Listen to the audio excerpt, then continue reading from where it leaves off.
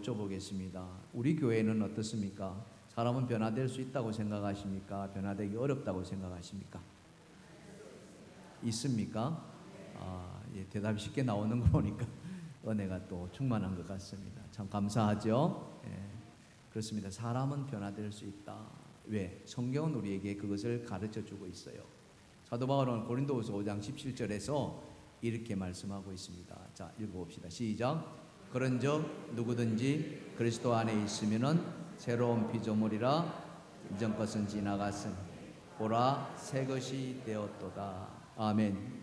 분명히 성경은 새로운 피조물 새 것이 되었다 라와 같이 사람은 변화될 수 있다고 합니다. 근데 우리가 살아가면서 사람들을 지켜보면 어떻습니까? 어떤 사람 경우에는 이렇게 말합니다. 저 사람은 절대 변화되지 않습니다. 저 사람이 변화되면 내 손에 뭐 한다? 그렇게 말하는 사람이 있죠. 있을 겁니다. 그런데 예수를 만나면은 저는 그런 사람도 변화되리라 믿습니다. 아멘. 누가 그랬습니까? 성경에 보면은 사도 바울이 그랬잖아요. 사도 바울은 진짜 변하지 않을 사람처럼 처음에 시작되었습니다. 율법으로 완전히 똘똘 뭉쳤던 사람. 그런데 그에게 예수가 찾아가고 예수를 만남으로 말미암아 그가 180도 변화되는 삶을 살아가고요. 그전에는 그리스도를 박해하던 정말 핍박하던 그 핍박자에서 이제는 완전한 그리스도의 증거자로 선교자로 이렇게 변화된 삶을 살아가는 거죠. 그래서 사람은 그리스도를 만나기만 한다면 분명히 변화될 수 있다 하고 우리가 말씀드릴 수 있는데요. 오늘 본문에 나타나는 이 주인공도 마찬가지 예수를 만남으로 말미암아 변화된 그런 삶을 살아가는 것을 우리는 알게 됩니다. 오늘 본문에 등장한 이 사람, 그는 누구일까? 바로 니고데모라는 사람입니다. 이 니고데모가 예수를 만나서 어떻게 변화되어 가는지 그것을 여러분과 함께 좀 나눠보고자 합니다. 자, 첫 번째로 다 같이 한번 읽어볼까요? 시작. 변화는 예수님을 만남에서 시작되었습니다. 그렇습니다. 누구든지 예수를 만나면, 여기서 예수를 만난다는 것은 예수를 인격적으로 영접한다는 거예요. 그 이야기입니다. 자, 오늘 본문 1절과 2절을 한번 보십시다. 그런데 바리새인 중에 니고데모라는 사람이 있으니 유대인의 지도자라. 그가 밤에 예수께 와서 이르되 랍비여, 우리가 당신은 하나님께로부터 오신 선생인 줄 아나이다. 하나님이 함께 하시지 아니하시면 당신이 행하시는 이 표적을 아무도 할 수 없음이니이다. 아멘. 자, 여기 보면은 오늘 주인공 니고데모에 대해서 소개해주고 있는 것을 보게 됩니다. 그는 바리새인이요 유대인의 지도자라 했습니다. 이 말은 그가 하나님의 말씀과 율법에 정통했다는 것이고, 정통했을 뿐만 아니라 그 율법을 지키려고 애썼던 사람이었습니다. 뿐만 아니라 그는 오늘날로 치면은 국회에 해당되는 사내들인 공회의 회원이었습니다. 그래서 관리였죠. 그것도 아주 높은 그런 관리였습니다. 뿐만 아니라 그는 하나님의 택감을 받은 선민이었습니다. 유대인이 그렇잖아요. 택감받은 백성, 하나님의 백성. 그래서 그는 그 안에 하나님 나라에 갈 것이라고 믿고 있었습니다. 그러던 그에게 예수님이라는 이야기를 듣게 됩니다. 예수님이 하나님 나라 천국 복음에 대해서 말하기 시작합니다.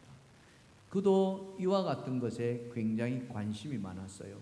그래서 이 예수를 한번 만나봐야겠다. 내가 믿고 있는 천국과 예수가 말하는 그 천국 복음은 어떻게 다른지 그런 것들을 한번 확인해보고 싶었습니다.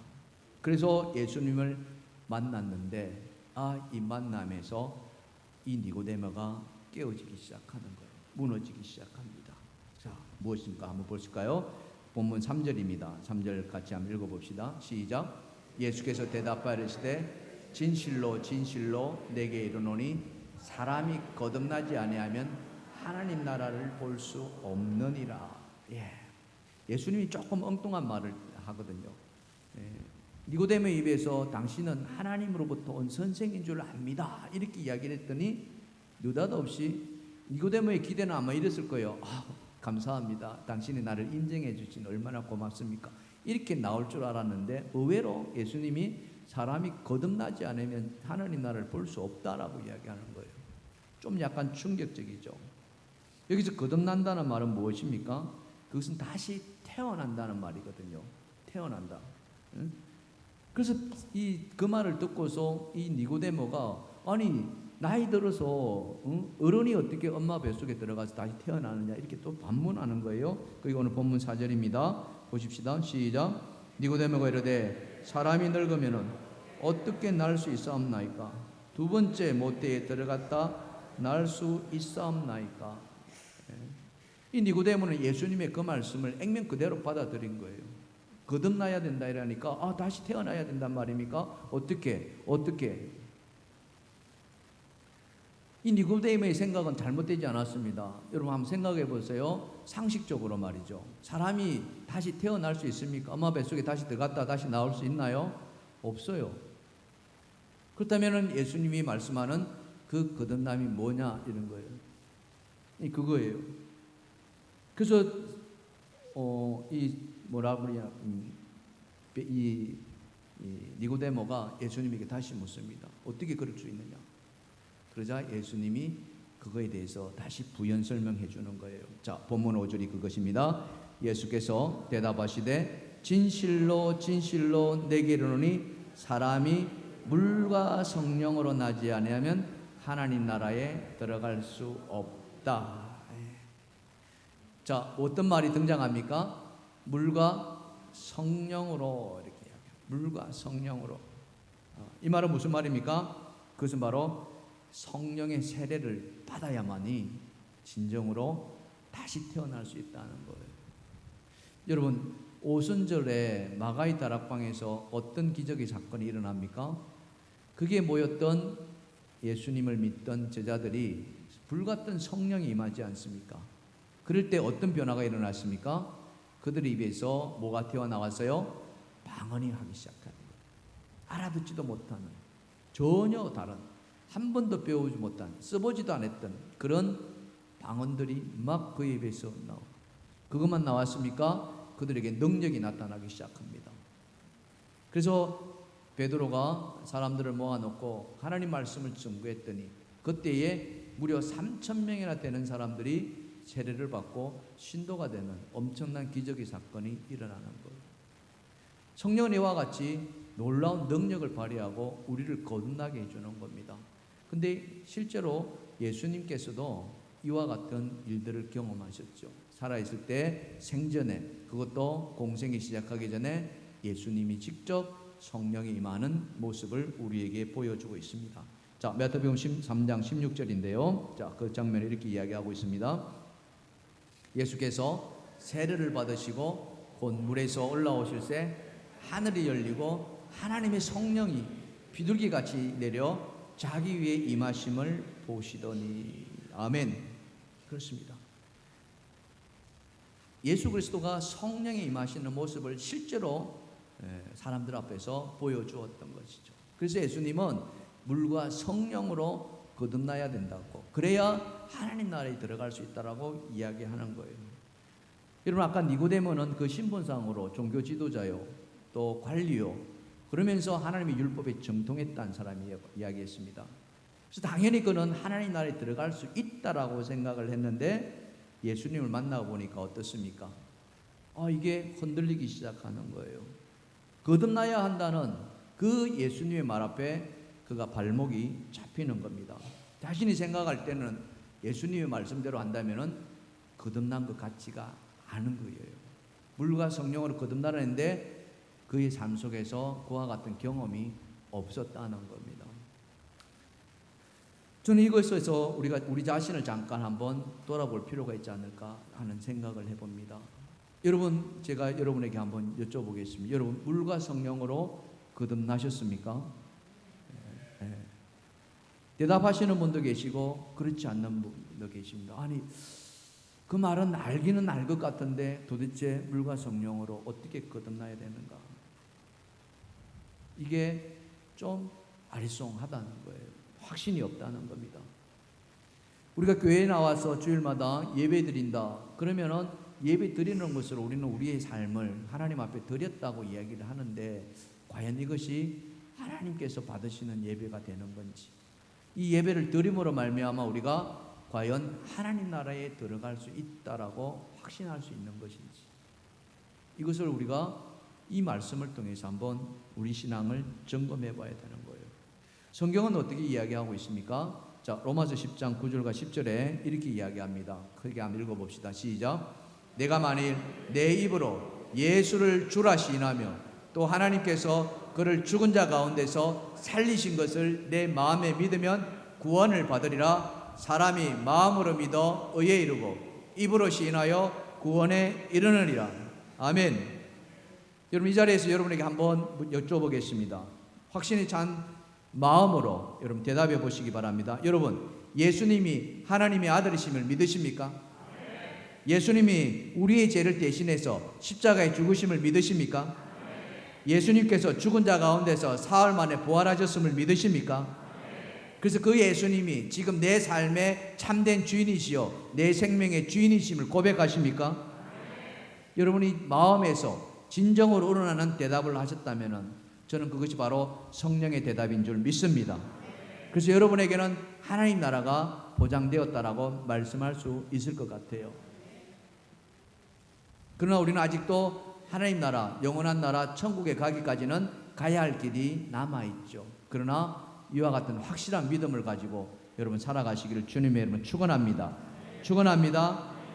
자, 그렇다면 두 번째, 하나님 나라를 경험하기 위해서 우리는 어떻게 해야 되는가? 자, 두 번째 다시 한번 읽어봅시다. 시작. 물과 성령으로 거듭나야만 변화된다. 예, 물과 성령으로 거듭나야 된다. 다시 한번 5절을 다시 한번 읽어봅시다. 시작. 예수께서 대답하시되 진실로 진실로 내게 이르노니 사람이 물과 성령으로 나지 아니하면 하나님 나라에 들어갈 수 없느니라. 자, 여기에 우리가 하나님 나라 그리고 물과 성령에 관련된 의미를 조금 더 깊이 들여다볼 필요가 있습니다. 우리 인생에 가야 할 곳은 정해져 있습니다. 죽음이라는 곳이죠. 죽음이 그런데 최종 목적지가 저는 될 수 없다라고 생각합니다. 왜 그렇습니까? 우리는 죽음 이후에 또 다른 세계가 있음을 믿습니다. 우리는 그것을 하나님 나라라고 이야기하고 천국이라고 이야기합니다. 그 천국은 누구나 가야 할 곳입니다. 그러나 아무나 갈 수 있는 것은 아니죠. 또 그 천국은 언제든지 가야만 합니다. 우리의 죽음이 언제 찾아올지 모릅니다. 날 때는 순서가 있다 할지라도 갈 때는 아무도 순서가 없다라고 말합니다. 언제든지 갈 수 있어야 되는데 여러분, 언제든지 갈 수 있는 곳이 또 천국입니까? 또 그렇지 않다는 거죠. 오늘 예수님은 말씀하십니다. 물과 성령으로 거듭나야만 한다는 거예요. 여러분, 이 말을 곱씹어 본다면은 이 천국으로 가야 되는 그 시점을 다시 한번 우리가 생각해 봐야 되는데, 그것은 뭐냐? 천국은 미래적인 사건이라는 거예요. 미래적인 사건. 지금이 아니라 앞으로 되어질, 그렇게 생각하는 것이 일반적인 상식인데 과연 그렇느냐? 예수님도 그렇게 말씀하느냐? 그렇지 않다라는 거예요. 우리의 생각을 뛰어넘는, 우리의 생각을 완전히 초월하신 예수님의 말씀이 있습니다. 바리새인과 예수님이 어느 날 대화를 합니다. 바리새인이 묻죠. 하나님 나라 언제 임하셔요? 이렇게 묻는 거예요. 그때 예수님이 어떻게 대답하시느냐? 자, 누가복음 17장 20절과 20절입니다. 바리새인들이 하나님 나라가 어느 때 임합니까? 묻거늘 예수께서 대답하여 이르시되 시작. 하나님의 나라는 볼 수 있게 임하는 곳이 아니요 또 여기 있다 저기 있다고도 못하느니 하나님 나라는 너희 안에 있느니라. 아멘. 하나님 나라는 너희 안에 있다라고요. 이 말씀은 지금까지 이 유대인들이 생각해왔던 그 하나님 나라는 완전히 배치되는 이야기예요. 있을 수 없는 이야기입니다. 고정관념을 완전히 깨뜨려버리는 이야기. 그래서 과히 혁명적이다라고 이야기를 하는 거예요. 이것을 받아들이느냐 못 받아들이느냐. 여러분에게 여쭤보겠습니다. 여러분 안에 하나님 나라가 임하십니까? 임하여 있습니까? 그 하나님 나라를 살아가고 있습니까? 무엇으로 그것을 증명할 수 있느냐 이거예요. 무엇으로 하나님 나라가 임하였다고, 또 하나님 나라의 삶을 살아가고 있다라고 이야기하느냐 이거죠.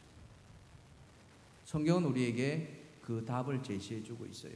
여러분이 이 말씀 앞에 아멘이라고 대답할 수 있다면 여러분은 하나님 나라를 벌써 살아가고 있는 거예요. 자, 로마서 14장 17절입니다. 다 같이 한번 읽어봅시다. 시작. 하나님의 나라는 먹는 것과 마시는 것이 아니요 오직 성령 안에 있는 의와 평강과 희락이라. 아멘. 여러분의 삶 속에서 하나님의 의와 하나님의 평강과 하나님의 희락이 있다. 그렇다면 여러분은 이미 하나님 나라를 살아가고 있는 거예요. 성령 안에서 하나님의 의, 이것은 무엇입니까? 하나님은 의로우신 분이시라는 거예요. 거기에는 조금 더 불의가 없다는 겁니다. 거짓이 없다는 것이고 속임도 없다는 것이고 모든 것이 진리라는 거예요. 그럼 우리의 삶이 그 하나님의 진리 안에 들어가 있다 하는 것입니다. 우리 안에서 죄가 사라지고 우리가 죄악에서 멀어지고 죄는 우리의 삶에서 상관이 없는 삶을 살아갈 때 우리는 하나님 나라를 살아가고 있다라고 이야기합니다. 여러분 어떻습니까? 지금 그런 삶을 살고 계시는가 하는 거예요. 내가 죄악의 길로 가고자 하고 있지 않습니까? 내가 사탄의 유혹에서 넘어가서 그들의 원하는 대로 살아가고 있지 않습니까? 눈속임하거나 거짓말하거나 사람들을 험담하거나 막 그렇고 살고 있지는 않으십니까? 만일 그렇다면 여러분 안에 하나님의 의가 이루어져 가고 있는 줄 믿습니다. 여러분 안에 그런 삶을 살기를 주님은 바라시다는 거죠. 그래서 사도 바울은 이 로마서에서 불의의 무기가 되지 말아라고, 너희는 의의 무기가 될지언정 불의의 무기에 너희 자신을 내놓지 말아라고 이야기해주고 있다는 것이죠. 사랑하는 성도 여러분, 여러분 삶 속에서 하나님의 의가 임하기를 주님의 축복합니다. 축복합니다. 두 번째로 하나님의 평강이 임한다는 거죠. 그 평강은 뭐냐? 다른 말로 평한다면 평화입니다. 평화, peace. 그 평화는 무엇입니까? 다툼이 없는 거예요. 시기도 없고요, 질투도 없습니다. 전쟁도 없습니다. 내 안에 그와 같은 마음이 있는 것, 내 안에 하나님이 주시는 그 평강이 임해 있는 것, 어떠한 어려움이 닥쳐오더라도, 어떠한 고난이 닥쳐오더라도, 어떠한 내 안에 환함이 생긴다 할지라도 나는 그것에 내 자신을 던지는 것이 아니라 하나님이 주시는 그 평강에 사로잡혀 있는 사람. 그래서 이사야 선지자는 그 하나님의 나라를 이렇게 우리에게 말씀해 주고 있어요. 자, 이사야서 11장 6절인데요. 자, 보세요. 그때 이리가 어린 양과 함께 살며 표범이 어린 염소와 함께 누우며 송아지 어린 사자와 살찐 짐승이 함께 있어 어린아이에게 끌리며 암소와 곰이 함께 먹으며 그것들의 새끼가 함께 엎드리며 사자가 소처럼 풀을 먹을 것이며 젖먹는 아이가 독사의 구멍에서 장난하며 젖된 어린아이가 독사의 굴에 손을 넣을 것이라. 믿으십니까? 이거는 우리의 상식을 완전히 탈피하는 상식 너머에 있는 세계입니다. 근데 하나님 나라가 그와 같은 삶을 살아간다는 거예요. 여러분, 이 말씀을 가지고 찬양을 이렇게 곡을 붙인 게 뭡니까? 사막에 샘이 넘쳐 흐리라는 이 찬양이거든요. 우리 같이 한번 불러보실까요? 사막에 샘이 넘쳐리라. 우리 박치며 찬양합시다. 사막에 샘이 넘쳐 흐르리라. 사막에 꽃이 피어 양내 내리라. 주님이 다스리는 그 나라가 되면은 사막이 꽃동산되리. 사자들이 어린 양과 뛰놀고 어린이들 함께 뒹구는 참 사랑과 기쁨의 그 나라가 이제 속히 오리라. 사막에 숲이 우거지리라. 사막에 예쁜 새들 노래하리라. 주님이 다스리는 그 나라가 되면은 사막이 나건대리라. 독사굴에 어린이가 손 넣고 장난쳐도 울지 않는 참 사랑과 기쁨의 그 나라가 이제 속히 오리라. 아멘. 주님이 다스리는 나라. 여러분, 하나님의 나라는요, 그것은 바로 하나님의 통치, 하나님의 다스림이 있는 나라입니다. 여러분의 삶 속에서 내 의가 아니라, 내 생각이 아니라, 내 뜻이 아니라 하나님의 다스림이 있다 한다면, 그 하나님의 통치가 여러분의 삶을 지배한다면 여러분 삶은 바로 하나님 나라가 임해인 줄 믿습니다. 그것이 바로 주님이 다스리는 것이고, 그 주님의 다스림이 있는 곳에는 기쁨이 있다는 거예요. 마지막 세 번째가 하나님 나라의 특징이 바로 기쁨, 희락이라는 거예요. 하나님이 얼마나 기뻐하시는지 모릅니다. 여러분의 삶을, 우리의 삶을 보시고 하나님 기뻐하시길 원하세요. 그래서 얼마나 안타까웠으면 우리의 죄악 가운데 살아가는 우리의 모습을 건져내시기 위해서 그 아들 독생자 예수 그리스도를 보내셨잖아요. 그것이 바로 하나님의 사랑하심입니다. 우리가 잘 아는 말씀, 오늘 우리가 읽지 않았습니다만 오늘 15절 다음 절에 우리가 요한복음 3장 16절이 있지 않습니까? 무엇입니까? 하나님이 세상을 이처럼 사랑하사 독생자를 주셨으니 이는 그를 믿는 자마다 멸망하지 않고 영생을 얻게 하려 하심이라. 아멘. 이것이 하나님의 기쁨이라는 거예요. 하나님의 희락이라는 거예요. 모두가 다 하나님의 그 영원한 나라, 그 잔치에 참여해서 기쁨을 누리기를 바라신다는 거예요. 이것은 태초부터 이루어졌어요. 하나님이 천지를 창조하시고 보시기에 다 어땠다? 좋았더라. 마지막 창조, 여섯째 날을 창조하셨을 때는 보시기에 어떻게 해요? 심히 좋았더라. 자, 한번 보실까요? 창세기 1장 31절입니다. 하나님이 지으신 그 모든 것을 보시니 보시기에 심히 좋았더라. 저녁이 되고 아침이 되니 이는 여섯째 날이라. 예. 이처럼 하나님의 나라는 의와 평강과 희락이라는 거예요. 여러분, 하나님은 우리가 하나님의 형상을 닮았기에 이와 같은 하나님의 의와 평강과 희락을 맛보며 살아가기를 원하셨습니다. 그러기 위해서는 반드시 거쳐야 될 과정이 있는데 그게 뭐다? 그게 오늘 예수님께서 하신 말씀이 거듭나야만 한다는 거예요. 어떻게 해요? 물과 성령으로, 물과 성령으로, 성령의 은혜가 여러분 안에 임해야 한다는 거예요. 그 성령의 은혜로 여러분이 성령의 삶을 살아가는 거예요. 이제는 내가 죽고 누구는 살고 예수는 살고, 그렇죠? 그것이 바로 하나님 나라를 이루어가는 사람들의 모습이라는 거죠. 이렇게 하나님 나라가 임한 사람, 그 사람은 이제 어떤 삶을 살아갈 수 있겠습니까? 그 사람은 바로 하나님이 말씀하시는 세상의 빛으로 살아갈 수 있다는 거예요. 예수님께서 뭐라고 말씀하셨습니까? 너희는 세상의 빛이라. 마태복음 5장 16절이죠. 다 같이 시작. 너희는 세상의 빛이라. 산 위에 있는 동네가 숨겨지지 못할 것이요. 아멘. 그렇습니다. 세상의 빛은, 그 빛은 자기만을 위한 빛이 아니라는 거예요. 자기 자신만을 비추는 빛이 아니라는 거예요. 이 빛은 내 빛이니까 나만 비추겠다? 아니라는 거예요. 주님이 말씀한 그 세상의 빛은 이웃을 향한 빛이라는 겁니다. 타인을 향한 빛이라는 거예요. 어두운 세상에 그 빛을 들고 나아가라는 겁니다. 그래서 그 어둠을 물리치라는 거죠. 그곳에 아픔이 있습니까? 빛을 들고 그 아픔을 물리치라는 거예요. 그곳에 슬픔이 있습니까? 빛을 들고 나아가서 그 슬픔을 위로해 주라는 거예요. 절망하고 있습니까? 빛을 들고 나아가서 그 절망을 희망으로 바꿔 주라는 거예요. 우리 옆에 사람 손을 한번 잡아 보시겠습니까? 옆에 사람 손을 한번 잡아 보시고요. 힘이 드신가요? 힘이 드신가요? 주님이 위로하실 것입니다. 주님을 믿으십시다. 아멘. 주님이 그걸 해주기 위해서 우리로 하여금 빛이 되게 해주셨다는 거예요. 그런 우리의 삶을 살아갈 때 어떤 일이 벌어집니까? 자, 마태복음 5장 16절 다 같이 시작. 이같이 너희 빛이 사람 앞에 비치게 하여 그들로 너희 착한 행실을 보고 하늘에 계신 너희 아버지께 영광만을 돌리게 하라. 네. 그거예요. 하나님 영광 돌리는 삶. 니고데모가요, 예수님을 찾아왔을 때 그는 자기만을 위한 빛을 가지고 있었어요.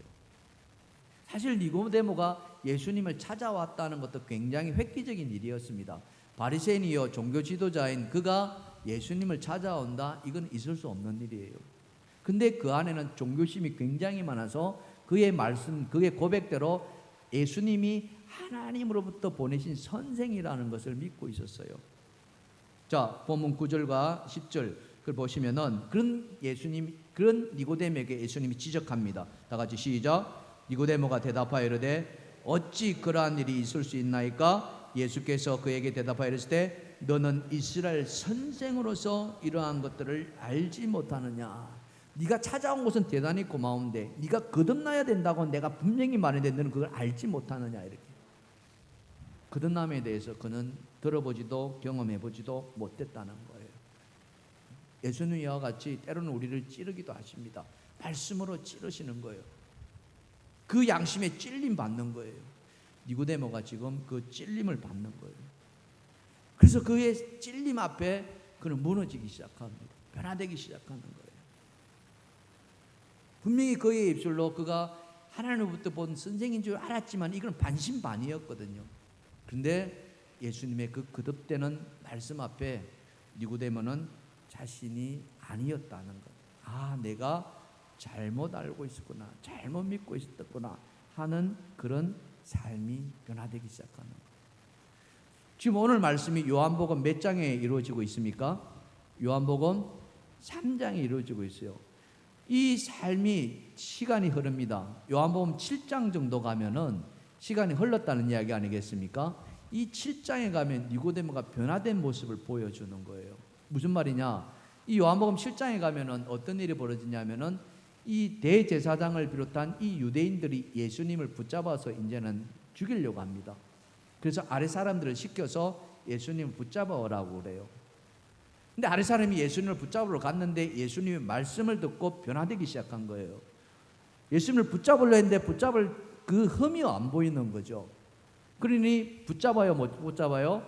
못 붙잡아요. 도저히 그 말씀 앞에 감히 접근을 못 합니다. 그래서 빈손으로 옵니다. 그 빈손으로 온 모습을 보고서 대제사장들이 막 질책합니다. 비난합니다. 저주까지 퍼붓습니다. 너희가 어떻게 그럴 수가 있느냐. 그러자 이때 니고데모가 등장하는 거예요. 니고데모가 무슨 말을 하느냐. 자, 여러분 니고데모를 한번 보실까요? 요한복음 7장 50절입니다. 자, 읽어봅시다. 시작. 그 중에 한 사람 곧 전에 예수께 왔던 니고데모가 그들에게 말하되 우리 율법은 사람의 말을 듣고 그 행한 것을 알기 전에 심판하느냐. 심판하느냐 이 말은 심판할 수 없다는 말이거든요. 그러니까 지금 대제사장을 향해서 지금 이 니고데모가 반론을 제기하는 거예요. 있을 수 없는 일이에요. 대제사장과 니고데모는 편을 가른다면 같은 편이에요, 안 같은 편이에요? 같은 편이에요. 이 사람 사내들인 공회원이란 말이에요. 그랬던 이 니고데모가 감히 예수님을 함부로 신문도 안 해보고 증인도 안 세워보고 심판할 수 없다라고 이야기를 해주는 거예요. 지금 사내들이는 그게 아니거든요. 무조건 잡아다가 예수님을 족죄해야 한다고 이야기를 하고 있는데 이 말씀 속에서 우리는 니고데모가 변화되고 있다는 것을 볼 수가 있는 거죠. 그전에는 상상지도 못했던 이야기입니다. 그랬던 니고데모가 결정적으로 변화된 모습이 나타나는데 그게 언제냐? 바로 십자가 앞에서 그렇게 변화됩니다. 여러분 예수님이 십자가에서 죽으시잖아요. 오늘날 치면은 대반역죄입니다. 하나님 나라를 어지럽혔던 자이기 때문에 사회를 혼란시키기 때문에 그래서 우리 옛날 조선시대를 살펴보더라도 그와 같은 대역죄, 반역죄를 지른 사람들은 능지처참한다든지 참수를 한다든지 그래서 그 시체를 어떻게 처리했습니까? 장사 지내줬나요? 아니에요. 아무도 그 시체를 손대지 않았습니다. 그냥 가마떼기에 둘둘둘 말아가지고 리역가에 실어가지고 저 갖다 버렸어요. 장사도 못 지내겠다는 거예요. 예수님 당시에도 마찬가지입니다. 십자가에 처형당한 그 사람은 누구도 손대지 못했어요. 허락된 자 외에는. 그런데 그 예수님의 장례를 이 니고데모가 손수했다고 성경은 우리에게 증거해주고 있습니다. 자, 요한복음 19장입니다. 19장 39절과 40절입니다. 다 같이 시작.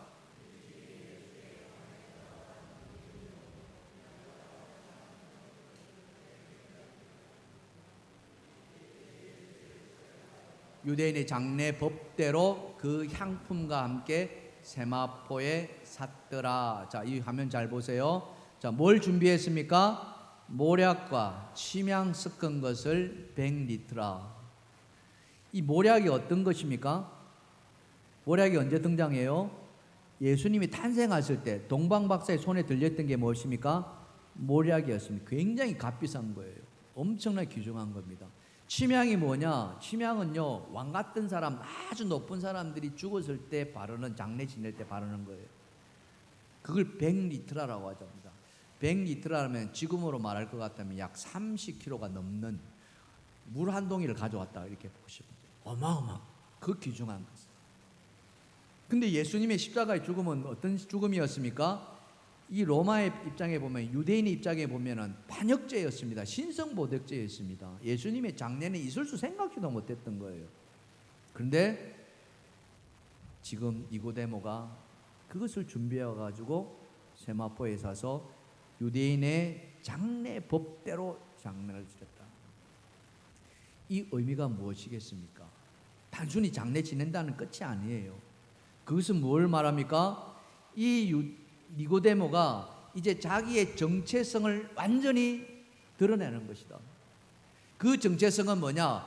이전에는 그가 바리새인이요 유대의 지도자였지만, 그 사내들은 공회원이었지만은 그 신분은 변화되지 않았지만 그 속마음은 뭐예요? 예수님을 따르는 제자였다는 거예요. 그리스도를 만남으로 말미암아 물과 성령으로 거듭나야 된다는 그 말씀 앞에 그는 무너졌었고, 그 무너짐이 바로 내가 이제는 하나님 나라를 따라가는 자, 그 하나님 나라는 율법에 정한 것이 아니라 바로 예수 그리스도의 그 말씀을 따라가는, 물과 성령으로 거듭나서 하나님의 의와 평강과 희락이 차고 넘치는 그런 삶을 살아가겠노라고 스스로 고백하는 거예요. 니고데모의 삶이 이후에 어떻게 됐는지 우리는 알 수는 없습니다. 그러나 그의 삶은 완전히 변화된 삶을 살아갔을 것이라고 우리는 충분히 짐작하고도 남는 거죠. 무엇이 이렇게 변화되게 만들었습니까? 그것은 바로 예수를 만났기 때문에 변화된 줄 믿습니다. 예수가 그를 변화되게 하신 줄 믿습니다. 물과 성령으로 그를 변화되게 한 줄 믿습니다. 그런 의미에서 우리 고린도후서 5장 17절 다시 한번 읽어보실까요? 다 같이 시작. 그런즉 누구든지 그리스도 안에 있으면 새로운 피조물이라, 이전 것은 지나갔으니 보라 새 것이 되었도다. 아멘. 우리의 겉사람이 새 것이 된다는 것이 아니라 우리 안에 있는 속사람이 물과 성령으로 바로 거듭난다는 것입니다.